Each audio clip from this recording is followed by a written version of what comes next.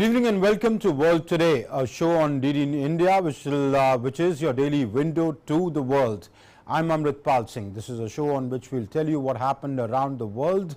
On the show tonight, we'll talk about the latest variant of COVID-19 virus, the Omicron, which is spreading its tentacles, and how countries are responding to it. Also, Russian President Vladimir Putin is visiting India next week in December for the 21st India-Russia Annual Summit with Prime Minister Narendra Modi. We'll talk about what could transpire there. This and much more over the next 1 hour. But first up, the headlines we're tracking at this hour. Union Health Minister Dr. Mansukh Mandavia holds a meeting with states regarding airport screening, asks all states to strictly monitor international airports. Health Ministry says 2 cases of Omicron variant found in Karnataka. The United States identified its first known case of Omicron, discovered in a fully vaccinated patient who traveled to South Africa. Infected person had mild and improving symptoms, returned to the US from South Africa on November 22nd and tested positive 7 days later. WHO's member states decide to embark on the process of drafting and negotiating a new convention on pandemic prevention and preparedness and response. At least 23 countries from all 6 WHO regions report cases of Omicron.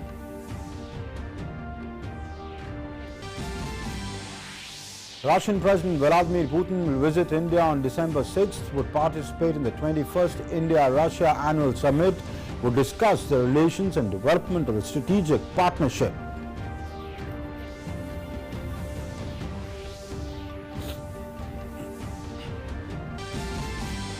India includes 7 more top international athletes to mission Olympic cell in the run-up to Paris Olympics 2024.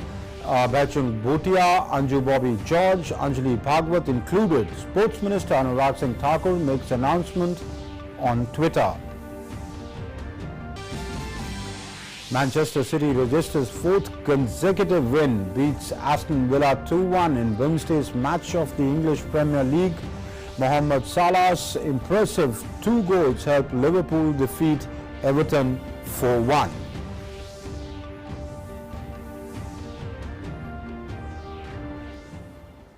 So those were the headlines, and let's begin with the big news we are tracking at this hour.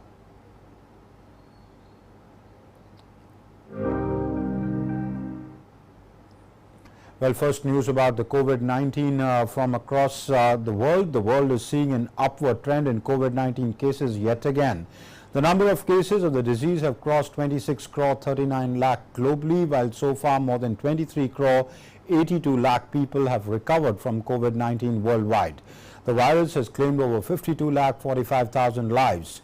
The US continues to remain the worst affected, with registering more than 4 crore 95 lakh cases and over 8 lakh fatalities.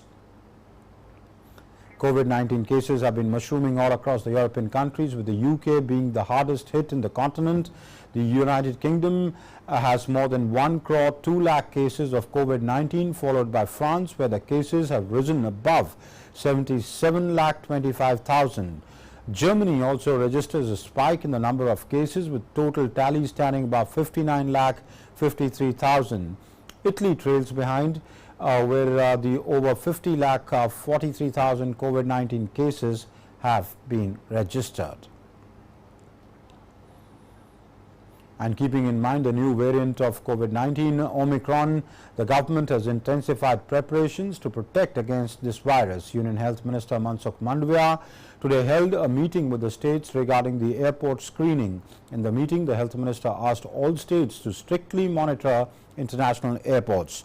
Notably, 6 COVID-19 positive cases were reported on Wednesday after screening 3,476 passengers of 11 flights who returned from South Africa and other high-risk countries. Samples of people found corona infective have been sent for genome sequencing. Along with this, their contact tracing is also being done.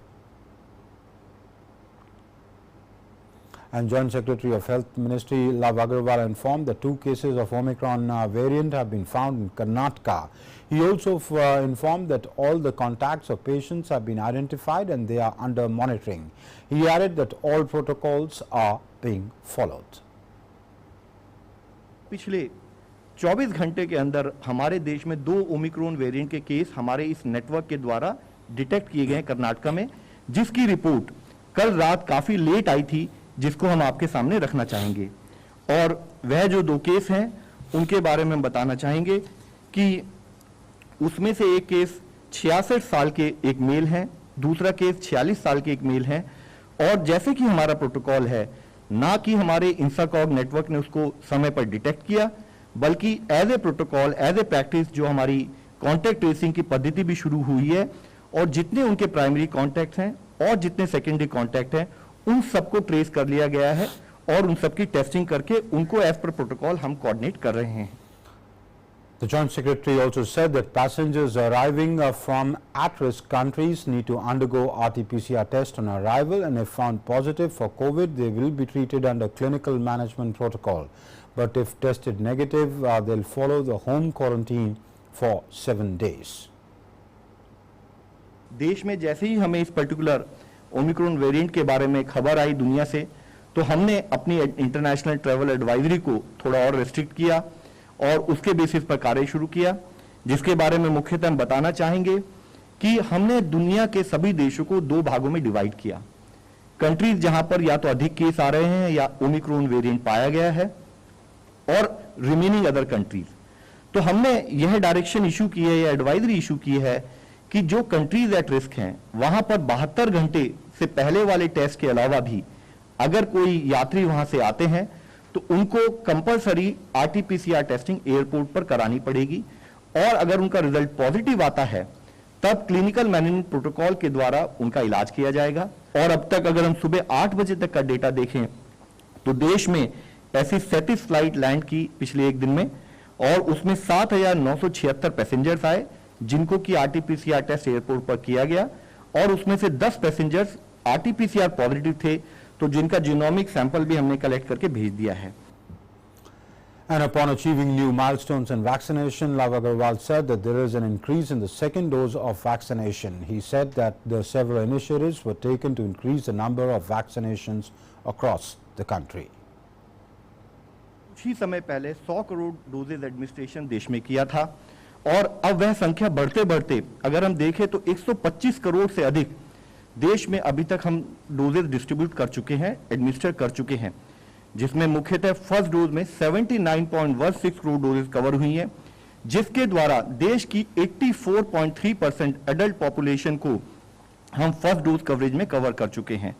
इसी के साथ ही second dose coverage के अंतर्गत 45.92 crore doses देते हुए हमने देश की 49% ऑफ द एडल्ट पॉपुलेशन को फुल वैक्सीनेशन कवरेज के द्वारा कवर करने का आयाम स्थापित किया है। And the United States on Wednesday identified its first known case of Omicron, discovered in a fully vaccinated patient who traveled to South Africa.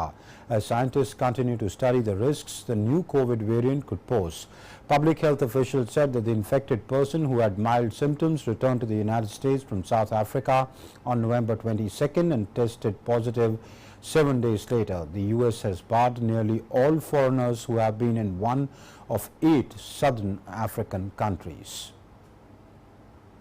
Here in the city and county of San Francisco, under the University of California, San Francisco, and our partnership with the Department of Public Health, using the latest of technology, we have discovered our first case, not only here in San Francisco, but the entire country.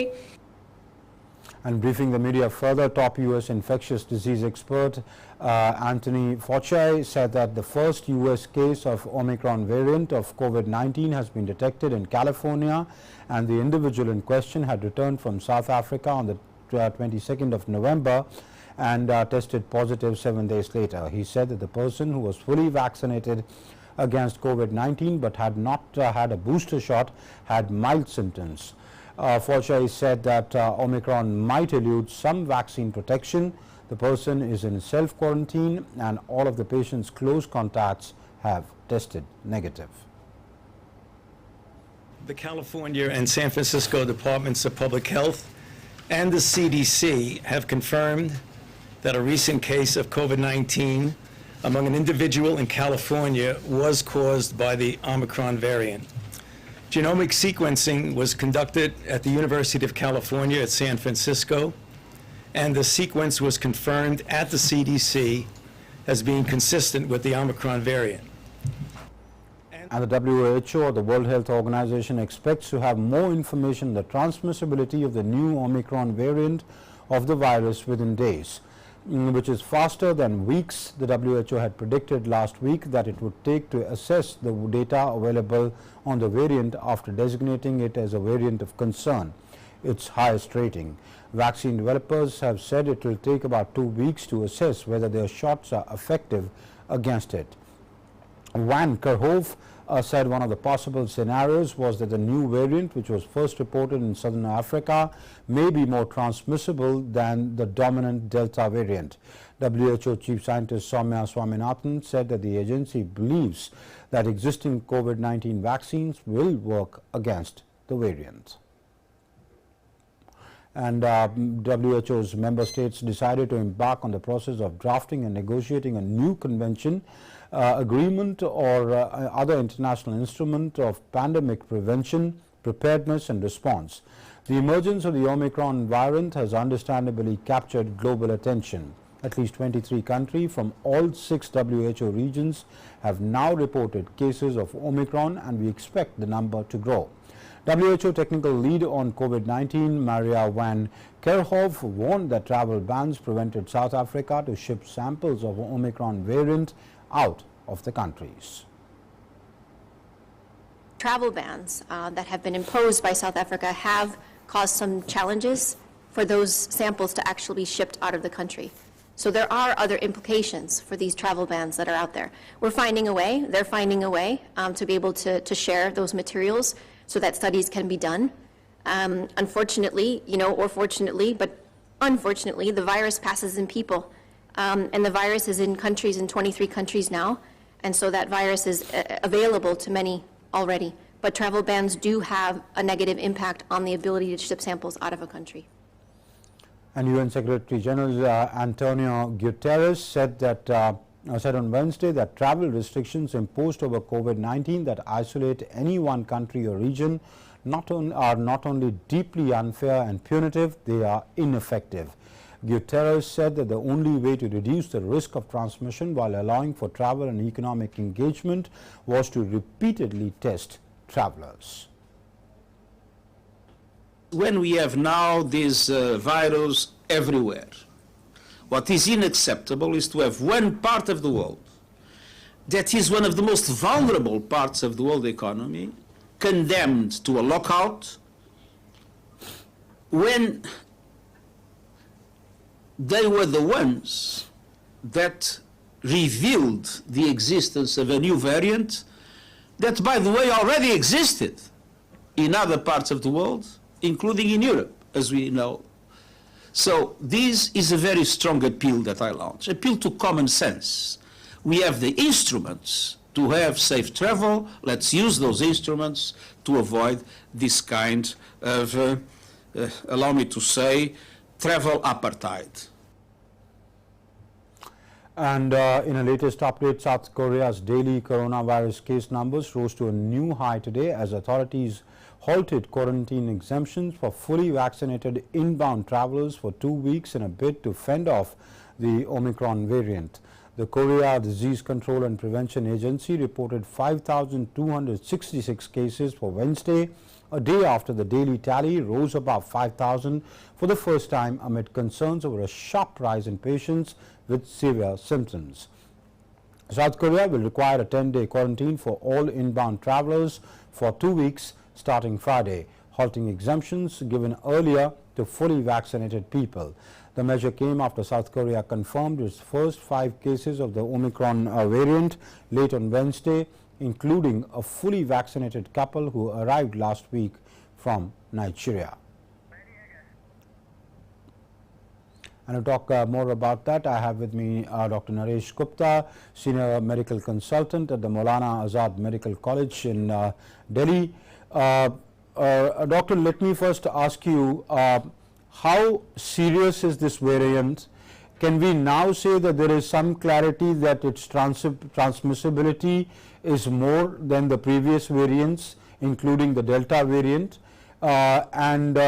Also, is there any clarity on its virulence? Does it make us sicker than the earlier variants? How concerned should the world be? See, as far as this variant is concerned, whether it is more transmissible or not, it would appear, and WHO has also come out with this, it would appear that it is more transmissible. The very fact that within few days there are 24 countries that have got it, and some of the countries have got it even before WHO had announced it. So we would expect a new variant to be surviving because it is more transmissible, and that is what makes it a virus, COVID virus of concern. The problem is beyond the transmissibility, whether it is going to lead to more hospitalizations, more ICUs, more deaths, that is a great concern. Nobody can definitely talk about that right now. It's a new virus. These studies are going on not only in the labs, but in real world experience also. That would tell us. But from wherever it originated, the initial reports would suggest that it is more transmissible, but the hospitalization or ICU is not really that much as it was with earlier ones. It is kind of similar to or extension of what we said Delta, which was more transmissible but causing proportionately less mortality. This one is more transmissible than Delta, but may be causing less mortality. There is another thing, whether we should be concerned or not. COVID has also taught us how to deal with COVID. It has brought in infrastructure at every nook and corner. Our country is so well covered and learned so much that we contain the COVID so well. So we can deal with COVID much better. There are drugs available, there are vaccines available, but the uncertainty about how it is going to evolve would become clear only with time. It would need at least 2 to 3 weeks before we know definitely which way it is behaving. Another variable that comes in here is the same virus, you would have noticed, does not behave the same way in different geographical regions. Even the Delta, it created so much of havoc in some continents or countries, and it was better controlled in other countries where the resources also were less. So the geography, the country, the environment also plays a lot of role. Dr. Gupta, if I can interject here, I want to understand this from you because you understand it better than us lay people. How does geography, temperature, that play a role in how a variant behaves? Because a virus is a virus. You are a human. Why would it behave differently in your body, say if you live in Europe, and why would it behave differently if I lived in India? So as far as the body is concerned, every body reacts differently to a virus. Okay. We thought those who are immunized, they would probably be fully protected. But everybody is not equally protected. Some still remain susceptible to the new variant, like what happens with Omicron. It's not really the internal one we're talking about. I'm also speaking of the external one, that the external environment, the climate included, we have not actually integrated with the spread of this COVID virus in toto. But we know that countries with very good vaccines also had a bad time, like Israel, and countries with not such good vaccine record that time were also doing reasonably well. Overall, Europe, many of the countries were doing so bad, US was doing bad, many of the Asian countries were doing bad. Then it played in a different way. Another time, another one played it. Now, what comes in the environment is like this. COVID virus has two things we have to think about. When it is outside, it just wants to get into the body. Okay. We think that it is a spike protein and ACE2 receptor. But there is something in the environment we don't fully understand. Like malaria, like dengue, the same thing applies. And the second thing is, once it gets into the body, what havoc will it create?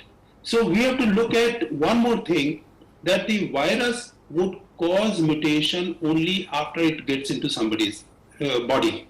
So we have to prevent from many more bodies to get infected, because otherwise new variants would come in. So the variant that comes in and the way it infects or behaves has a lot to do with the climate and the environment. I would not say temperature or humidity or alone. It is much more. In fact, the very first outbreak that occurred from Wuhan also probably was related to it, because the virus came out of bats.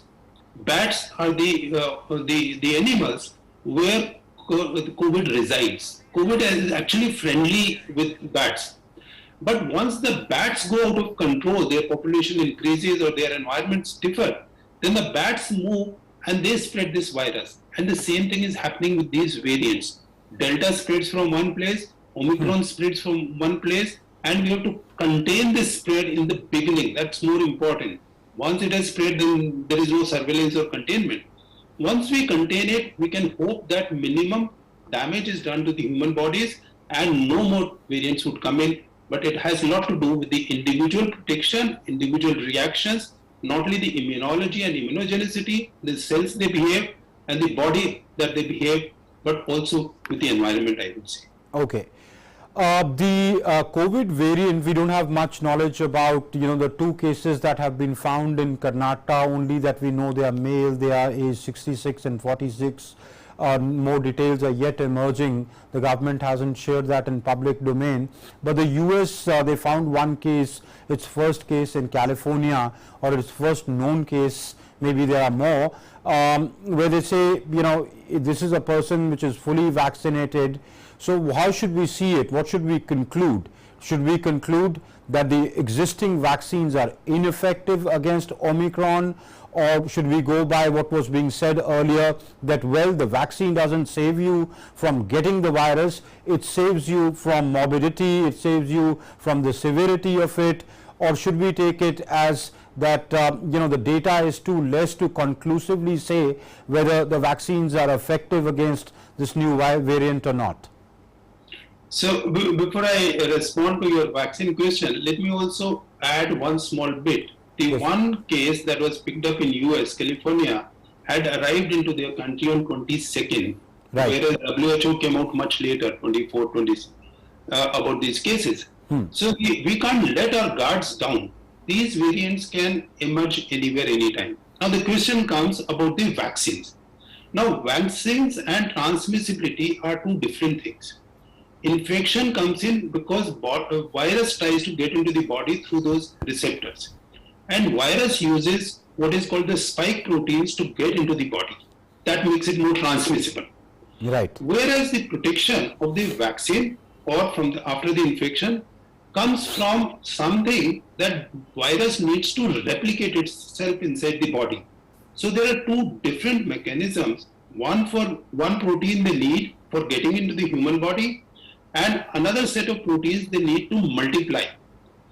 The vaccines are supposed to work on the proteins that because most of them are using the spike proteins to generate antibodies. But some vaccines are using the whole virion also. And also, wherever there is an infection, there is a high rate of infection in some of the places, they generate these protections which are beyond the antibodies. And those protections we don't fully understand. The reason why we don't fully understand is the most of the work that has been done on neutralizing antibodies. Okay. But then at the end of the story, the human body has got 5 arms to fight through the immunity. The humoral immunity, what we call the humoral antibodies, neutralizing antibodies, are only one. Cell-mediated is another, and there are different ones that come in. Okay. So it still could be protective. It's not that it is not will not be protective. Even if it is not fully protective, as emerged from when the Delta came in, the same concerns were there. Then the study showed it is protective, but it also showed that it is little less protective. And it is possible that Omicron will be a little more less protective. Nevertheless, it will be protective.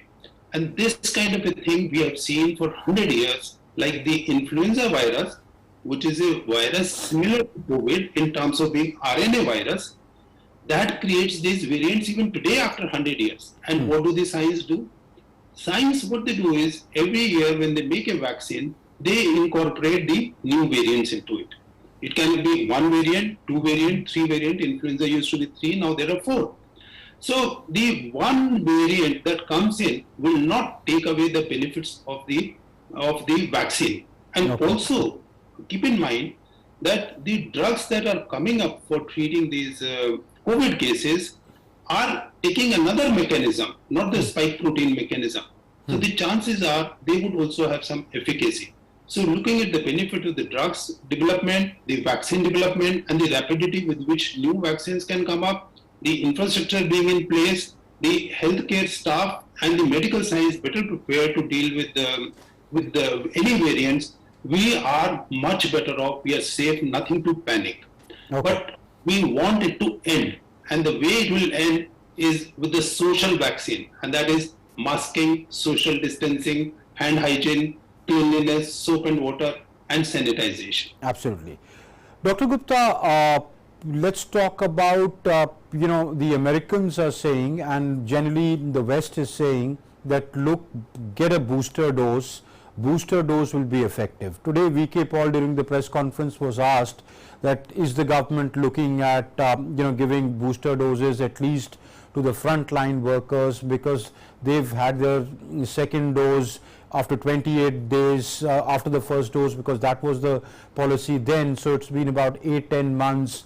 Their immunity might have come down, and they are the people who will have to deal with the patients first.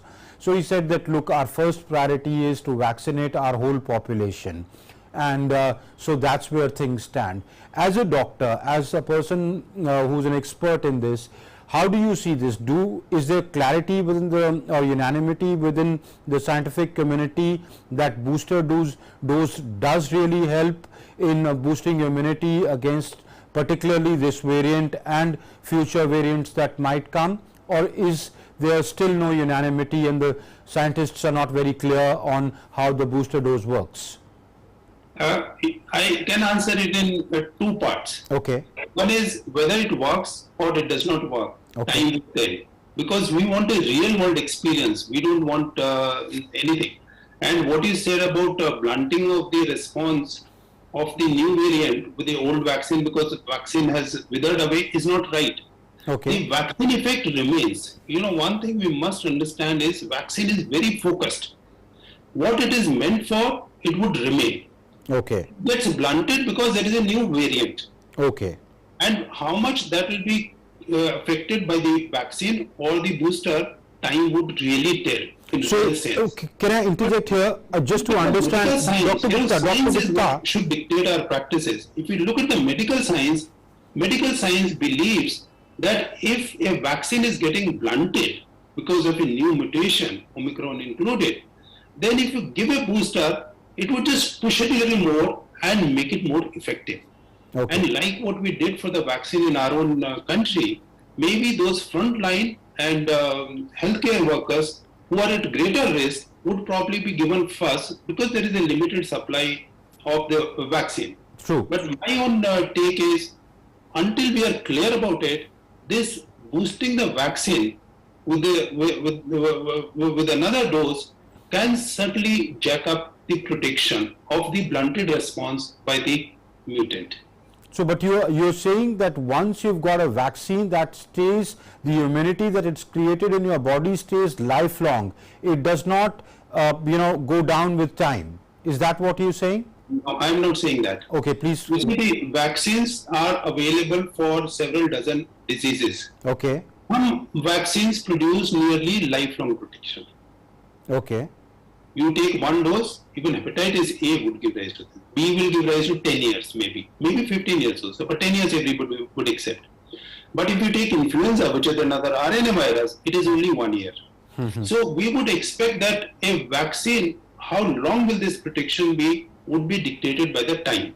Okay. And the time we say, because the protection that is coming in is also dependent on how the virus is evolving over a period of time. So some of the viruses that are DNA viruses and do not mutate so well, we can keep them at bay for nearly lifelong. You don't even need a second dose. You could know it. But this one, we don't know how long we will be able to keep it at bay But we know that the protection mechanism that generates in the body is very focused. So let's say it is like hitting the bullseye, the target, all this warfare that we speak of. And when you can target it, then it will go and hit the target. The problem is if the target is changing, then the same protection will not last and we need to boost it up. Okay.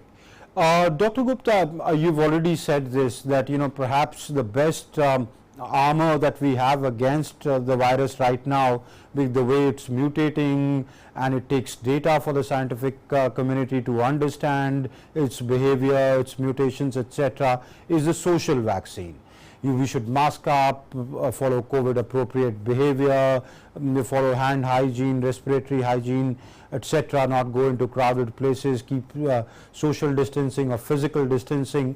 That as a citizen we need to do. Yes, everybody needs to do. We have a responsibility to keep ourselves, our loved ones, near dear ones, the ones we interact with, our co-workers, colleagues safe. But governments, some governments around the world are reacting by shutting down, say, international travel. They're saying, let's cut the source of transmissibility. But if, say, for example, this virus, South Africa first detected and announced, then Netherlands said, well, we also had it before that, just that we weren't sure what really it is. So perhaps, is that the right way forward to go, to shut down travel and shut down this thing so that transmissibility can be cut down? Both the things are required. So when we say about social vaccine, let me also add that the collateral benefits of social vaccine, that means masking, hand hygiene, and appropriate behavior, social distancing, the collateral benefits are so many health benefits that it will save you from several hundred other viruses. I'm telling you, hundreds of viruses. 100 viruses cause common cold every year in everybody. And it will save you from TB, it will save you from air pollution, so many benefits. So that cannot be equated. The benefits are much larger than the medical vaccine and the drugs. But medical vaccine and drugs are focused. They help you once the disease, preventing that specific disease or treating that specific disease. Now it comes to the question of travel. My take is, when you have a new variant or a new virus coming up, in the beginning, surveillance is very important. You see, South Africa did a good surveillance job. They picked up the virus and they informed everybody. But it is our duty that once the virus has come, the containment is much more easy in the initial stages. So like what India did. You be careful, you stop all these things, or you take care of, test, track and treat whatever policies we have, rather than leaving it open. Once it has gone into the community, then there would be no point in shutting down. If we shut down in the beginning and we don't need it for long, maybe a few weeks, those weeks would save you the invasion of the virus into the human bodies, which will limit the disease that can go out into the society over a period of time, and that will make the economy also much better. It should not be a lasting process and gets prolonged, which hurts the human beings more than the virus also. And remember, this virus, we expect, it is predicted, and we would know the real results, we expect it to be milder in terms of mortality or hospitalization. You mean the Omicron? Omicron. Okay. So one last question to you, and very succinct answer, because my producer tells me that I'm out of time. Is the virus here to stay, or will it go one day? Oh, now let me tell you something. COVID virus, Omicron, Delta, Alpha, Beta, whatever, they belong to a virus called the coronavirus. Coronavirus has been with us for 6 decades. Oh, okay. And it causes infection almost every year. The problem comes when it changes its facet and becomes deadly. And it became deadly when SARS-1 came in 2002. It became deadly when MERS, Middle East Respiratory Syndrome, came in 2012. And it became deadly in 2019 when it came in as COVID. The virus is here, and there are many viruses here. I don't think we should just go around killing all those viruses like that. Many of the viruses, in fact, more of the viruses are beneficial, As far as COVID or coronavirus is concerned, it is here to stay with us. As far as COVID is concerned, I don't think it will stay with us in the same manner. I think it will be like, few fires, outbreaks occurring here and there, but with better drugs, better prevention, and better vaccine, those can be contained without much issue. Okay. But it is leaving us with a very, very good message that it is time that we don't fight the virus, we keep it away with social vaccine. All right. At that note, Dr. Naresh Gupta, many thanks for joining us and sharing your insights with us. Thank you. My pleasure. And moving on, India has expressed hope for early resumption of negotiations between Israel and Palestine. India's permanent representative to the United Nations, T.S. Tirumurti, has also condemned and the continued acts of violence and distinction in Israel and Palestine. India's support for a peaceful resolution of the Israel-Palestine conflict is consistent and well known. We hope for an early resumption of direct negotiations on the peace process between Israel and Palestine. The international community, the Middle East Quartet in particular, has an important role to play in reviving these negotiations. Recent developments on the ground, however, could pose challenges for the resumption of the peace process. The continued acts of violence against civilians in both Israel and Palestine, as well as acts of destruction, are deeply concerning. We condemn these acts, unilateral acts that unduly alter the status quo on the ground and undercut the viability of the two-state solution must be avoided in the interest of peace and stability. India has also urged both the sides to halt violence. T.S. Tirumurti further said that the historic status quo at religious places of Israel and Palestine must be respected. The historic status quo at the holy places of Jerusalem must be respected. We urge all sides to work cooperatively to defuse tensions and halt all provocations, incitement and violence in the city. India welcomes the ongoing cooperation between Israel, Palestine Authority and the regional countries. On our part, as a committed development partner of Palestine, India continues to provide developmental and humanitarian assistance to the people of Palestine, both bilaterally through the Palestinian Authority. Conservative U.S. Supreme Court justices on Wednesday indicated support for upholding a restrictive Mississippi abortion law in a ruling that would undermine or outright overturn the landmark 1973 Roe versus Wade ruling legalizing the procedure nationwide. The U.S. Supreme Court indicated support for upholding a restrictive Mississippi abortion law. This law bars abortions after 15 weeks of pregnancy, even in cases of rape or incest. The court, which has a 6-3 conservative majority, heard about 2 hours of oral arguments in the southern state's appeal to revive its ban on abortion starting at 15 weeks of pregnancy, a Republican-backed law blocked by lower courts. During the arguments, the 3 liberal justices sternly warned against ditching important and long-standing legal precedents like Roe. The Constitution places its trust in the people. On hard issue after hard issue, the people make this country work. Abortion is a hard issue. It demands the best from all of us, not a judgment by just a few of us. When an issue affects everyone, and when the Constitution does not take sides on it, it belongs to the people. There has been some difference of opinion with respect to undue burden, but the right of a woman to choose, the right to control her own body, has been clearly set for since Casey and never challenged. You want us to reject that line of viability and adopt something different. Allowing a state to take control of a woman's body and force her to undergo the physical demands, risks, and life-altering consequences of pregnancy is a fundamental deprivation of her liberty. And once the court recognizes that that liberty interest deserves heightened protection, it does need to draw a workable line, and viability is a line that logically balances the interests at stake.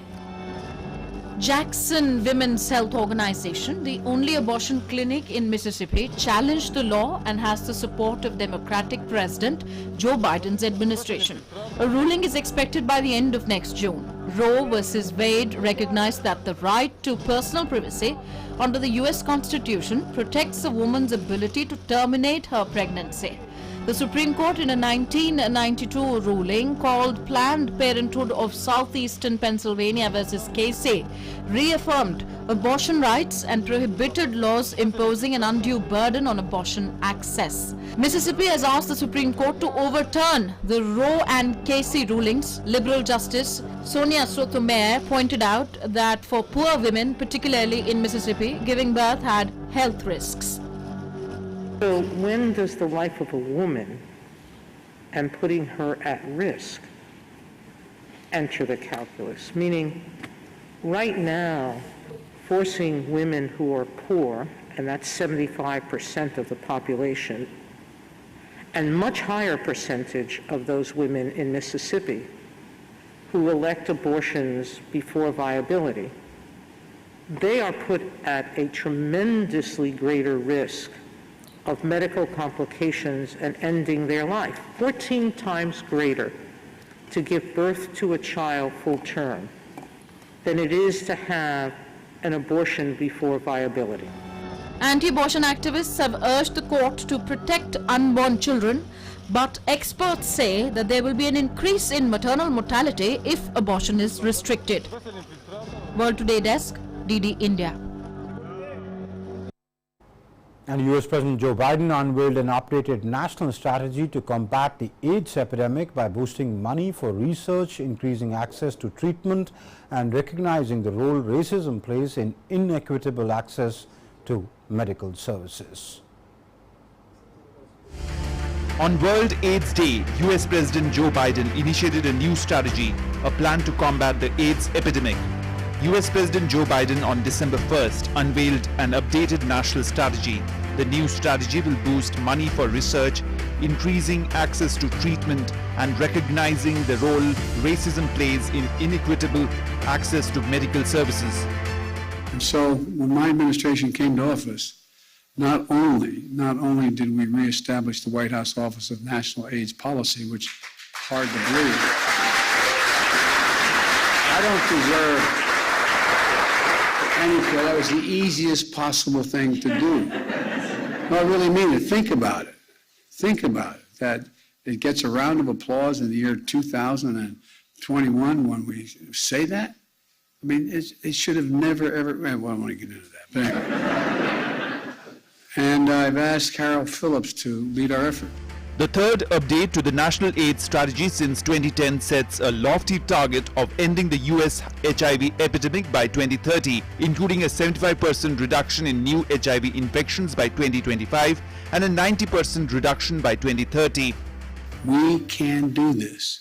We can eliminate HIV transmission. We can get the epidemic under control here in the United States and in countries around the world. We have the scientific understanding, we have the treatments, and we have the tools we need. We're going to engage with people with lived experience with HIV and ensure that our efforts are appropriate and effective and centered around the needs of the HIV community, not us, centered around the needs of the community. And folks, together, we're going to save lives. I can imagine no higher calling to which we could be dedicated than our commitment to save lives.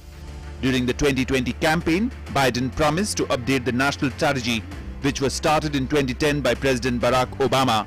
The one person who I know from personal experience, having been here for more than 40 years, who has been a champion when it was viewed as political suicide to be a champion, was the Speaker of the House of Representatives, Nancy Pelosi.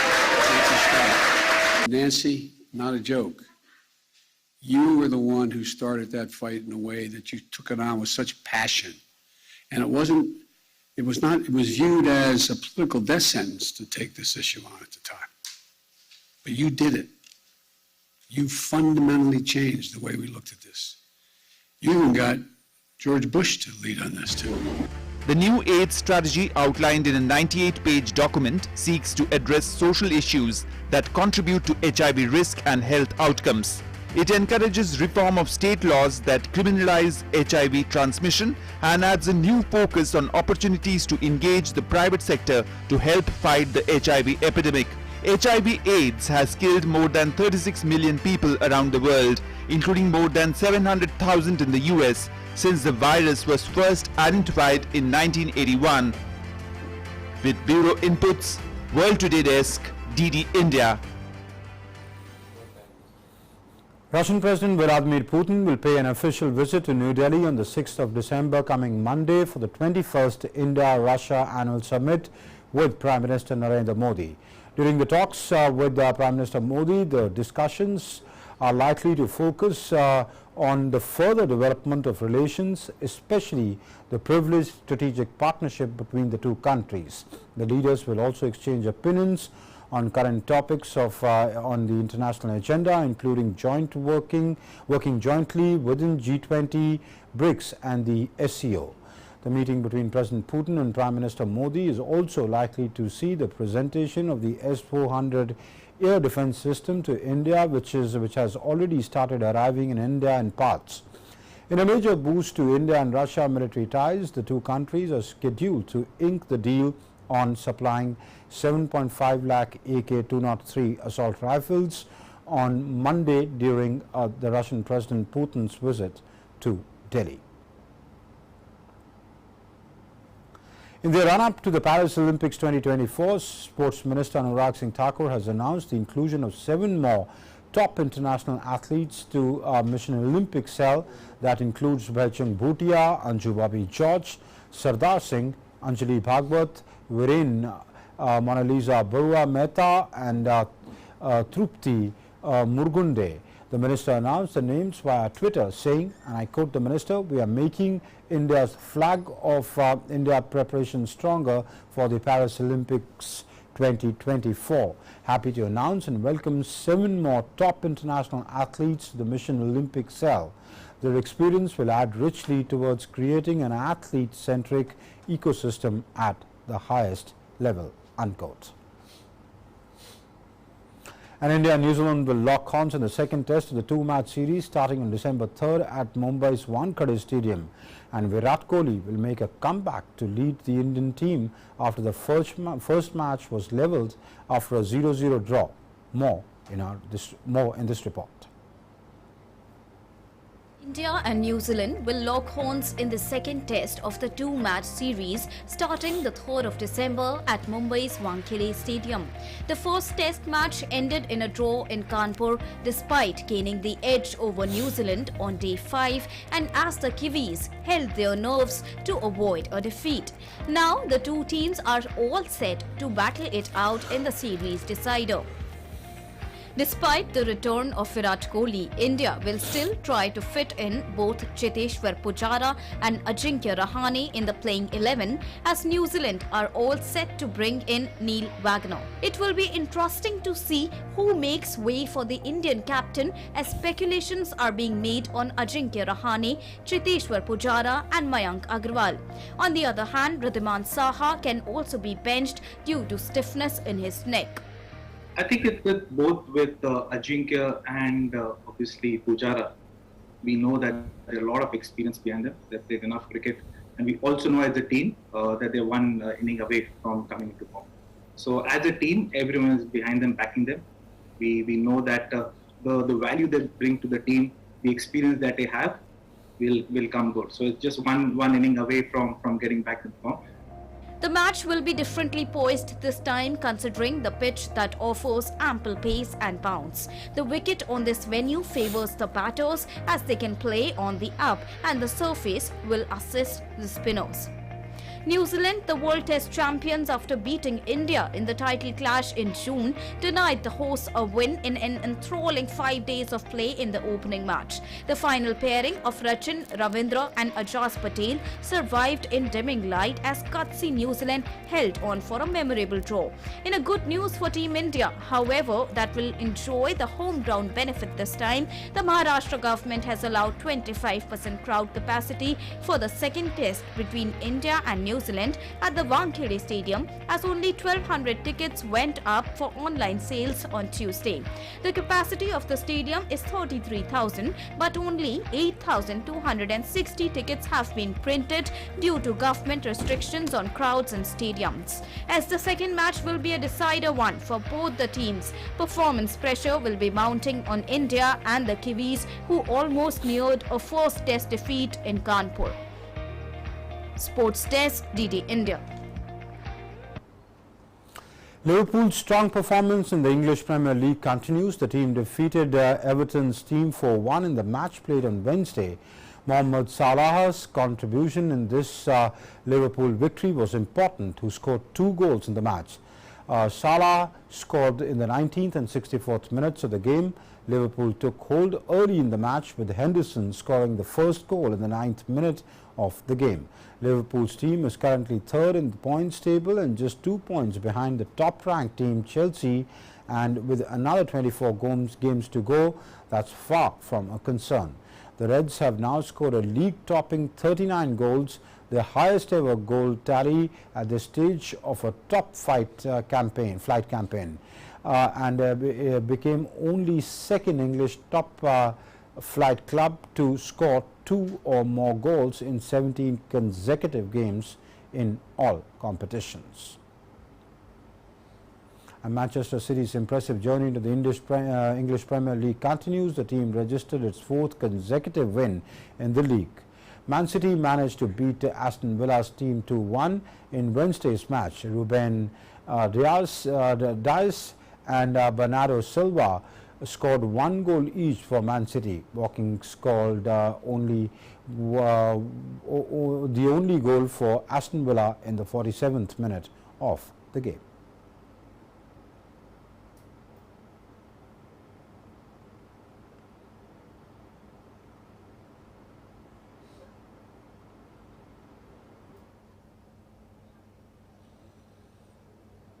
And Karim Benzema scored the only goal of the game as Real Madrid extended their lead at the top of the La Liga to 7 points by beating Athletic Bilbao.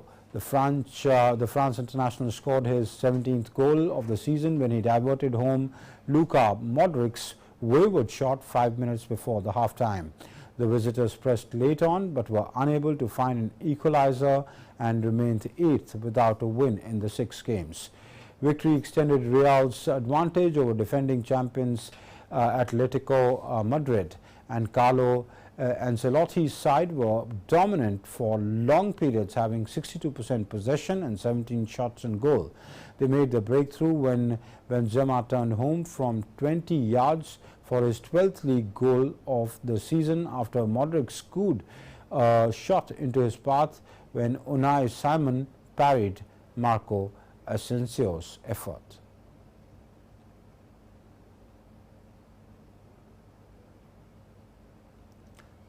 And Novak Djokovic won in the singles and doubles to help Serbia fight past Kazakhstan 2-1 and reach the Davis Cup semi-finals in Austria. World number 1 Djokovic beat Alexander Bubik 6-3, 6-4 to level the tie following compatriot Miomir Kecmanovic's loss to Mikhail Kukushin. Djokovic then partnered Nikola Kakic to beat Andrei Golubev and Alexander Nebzo-Yesovev 6-2, 2-6, 6-3. They will face Croatia in the semi-finals in Madrid on Friday. Either the Russian Tennis Federation or Sweden, who will play on Thursday, will face Germany in the other semi-final. It is the 5th time Serbia have reached the Davis Cup, last 4. Djokovic, who offered animated support to Kecmanovic during the first rubber, has not lost a Davis Cup singles match since 2011 and was barely troubled by Bubik. He also won 91% of the points, besides his first serve as he swept past the world number 36 before returning to the court 30 minutes later to help seal Serbia's semi-final spot. And let's now take a look at all the events that took place around the world in history today. That's the events that happened today. In 1971, on this day, the United Arab Emirates was formed. On this day in the year 1993, Pablo Escobar, boss of the Medellin cocaine cartel in Colombia, was killed in a shootout as police tried to arrest him. On this day in 2003, UN war crimes judges in The Hague jailed Bosnian Serb former army commander Momir Nikolic for 27 years for his role in the 1997 Srebrenica massacre, the longest term given so far. On this day in the year 2005, double murderer Kenneth Lee Boyd became the 1000th prisoner executed in the United States since the reinstatement of capital punishment in 1976. On this day in the year 2006, a military parade marking the 80th birthday of Fidel Castro ended without the appearance of the ailing Cuban leader at what had been viewed as a key test of his health and political future. World Today Desk, DD India.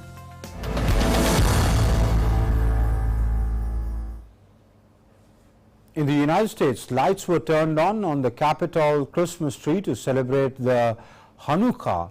Second Gentleman Doug Emhoff opened the White House ceremony on Capitol Hill. Speaker of the House Nancy Pelosi presided over the lighting of the Capitol Christmas tree. We leave you with these images. Enjoy them and have a good time. Thanks for watching. Namaskar.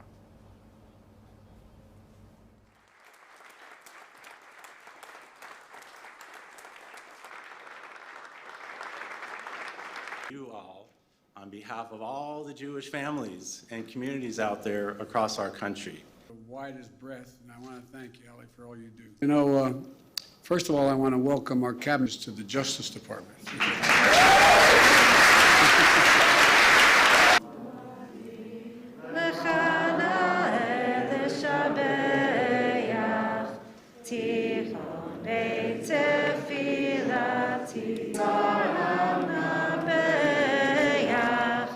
Thank you all so much for being here, and thank you to our... Ladies and gentlemen, please welcome Speak Special.